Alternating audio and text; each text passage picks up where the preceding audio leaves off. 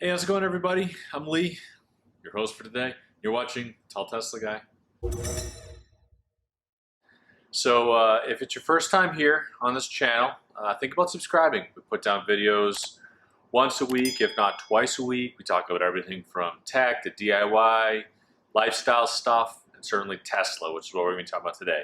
So, really appreciate you taking the time to watch this. And if you are a returning viewer, thank you so much for the support. I appreciate you guys coming back week after week, engaging with the comments, liking the videos, all that sort of stuff. Couldn't have done it without you. So happy with where we made it so far, and I can't wait to see where we go from here. So really appreciate you coming back and tuning in.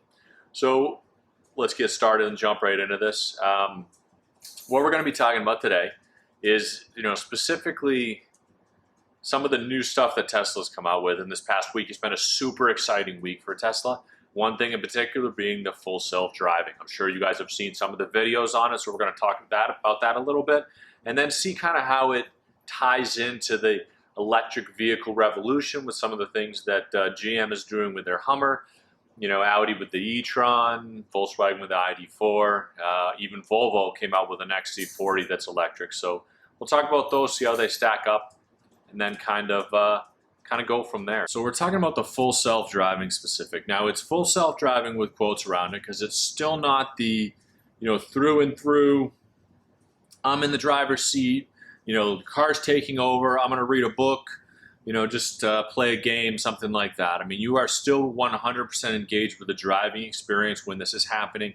In the current state, it's more or less, they called it the beta, it's more or less, maybe version 3, but really to get to fully autonomous driving, you're probably version 10. So we've got a ways to get there, but it's leaps and bounds beyond anything else that any other car manufacturer is offering. So in that sense, it's super exciting. Tesla is way beyond, way ahead of itself, even taking into account that Elon's been promising full self-driving for a couple of years now, a couple of quarters, next week, next month, next year sort of thing. So the fact that he was able to launch this, even though it was a little bit late, but they're able to launch this now with everything that it has to almost say to everybody that doubted everything that, that doubted that he could actually do it, to say, hey, here it is. Here's full self-driving. This is the beta version, but this is what it's going to look like. This is what it's going to do, and it works.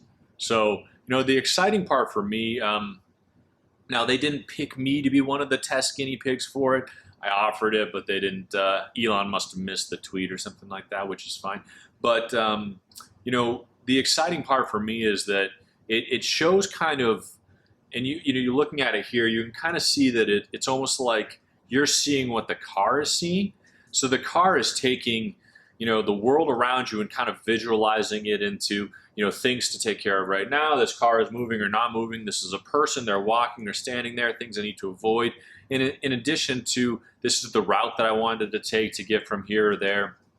That sort of thing. Fully incorporating everything that it already has with Autopilot, with enhanced Autopilot, and with the full self-driving opportunity that you have in the car right now that says, navigate on city streets in beta. So it's got all of that stuff kind of mixed together, and it shows just where it could potentially be.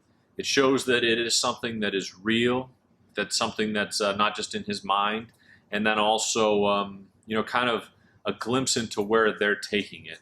So I'm super excited about it. I think it's going to be fantastic. I don't know if I'm going to be able to pony up to $8,000 or $10,000 like he said it was going to change. To get it right away. I think I still might wait, just because it's a lot of money, and I'm not sure how much I would need it right now or use it. But I'm excited nonetheless, and I'm more excited about the future for the electric vehicle kind of industry market group than I am specifically about the full self-driving opportunity with my Tesla. So it'd be awesome in my Model Y, but like I said, I don't know if I'd pull the trigger on it right now anyway. So the exciting part is that it's encouraging other auto manufacturers to kind of jump into the electric vehicle world a little bit. Now, it's not that they've never been there before. I mean, obviously there's the Chevy Volt, a slew of hybrids, being like the Prius for one, and other kind of smaller cars that just never really took off. It didn't have the styling that people wanted. It didn't have the excitement of the drive. It didn't have a solution for range anxiety.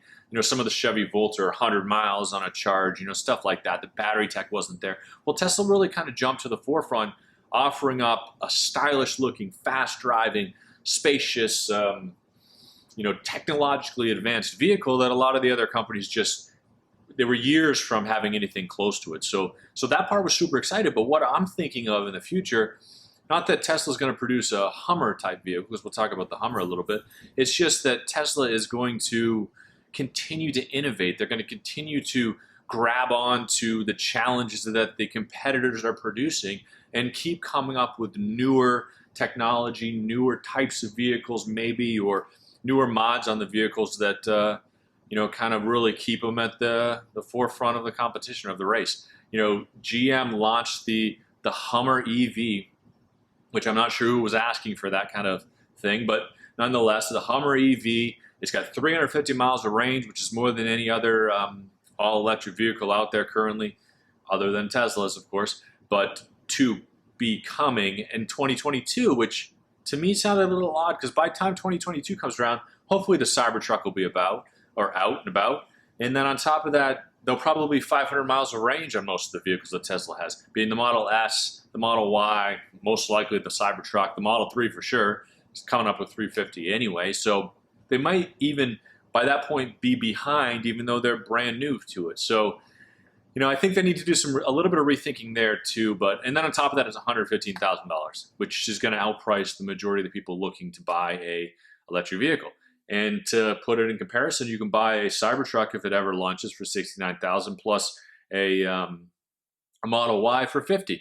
So you could buy a Cybertruck and a Model Y for the price of this Hummer EV. So, you know, that kind of stuff, they just need to kind of rework a little bit. In fact, I saw it and I thought to myself, you know, this might be a little bit of a joke, or at least I'm sure it's not a joke, but it seemed a little humorous to read some of the specs on. Though it does look cool, as you can see. I mean, it's a super neat looking, cool vehicle, very rugged and all that kind of stuff, very Hummer-esque, which is what you're looking for if you're buying it. But I think they've outpriced themselves and you know, the market a little bit. But nonetheless, it's more stuff for the EV evolution. And then on top of that, the Audi e-tron, you know, at 250 miles, you need to work on range a little bit. The ID4 at about 250 miles also needs to work on range a little bit.